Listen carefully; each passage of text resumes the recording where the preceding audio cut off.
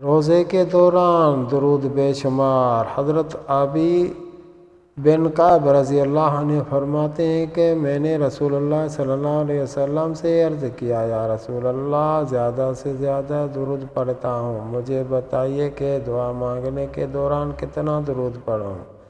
آپ صلی اللہ علیہ وسلم نے فرمایا، جتنا تمہارا دل چاہے درود پڑھو۔ میں نے عرض کیا، اگر میں دعا کا 1/4 حصہ درود پڑھنے میں خرچ کروں؟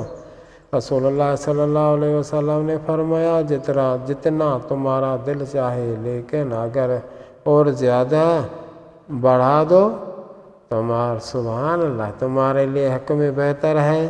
میں نے عرض کیا، دعا کے آدھے کے برابر؟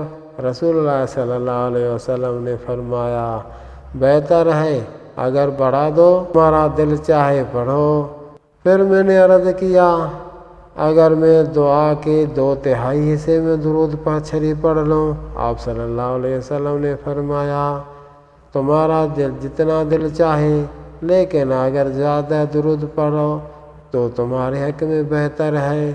میں نے کہا، اب تو میں پوری دعا میں صرف آپ صلی اللہ علیہ وسلم پر درود بھیجتا رہوں گا۔ یہ سن کر رسول اللہ صلی اللہ علیہ وسلم نے فرمایا، پھر تو درود شریف سے ہی تمہاری تمام پریشانیاں دور اور گناہ معاف ہو جائیں گے۔ یعنی دعا بھلے کچھ بھی نہ مانگو، اللہ تبارک و تعالی سب کچھ جانتا ہے، درود پڑھو، سارے کام ہو جائیں گے۔